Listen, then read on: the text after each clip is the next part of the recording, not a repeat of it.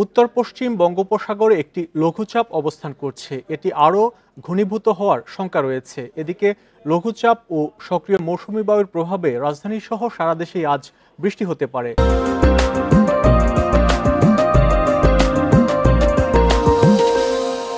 কোথাও কোথাও হতে পারে মাঝারি ধরনের বজ্রবৃষ্টি। এছাড়া চট্টগ্রাম ও সিলেট বিভাগে শঙ্কা রয়েছে ভারী বৃষ্টিরও। আগামী 5 দিন সারা দেশে বৃষ্টি আরও বাড়তে পারে।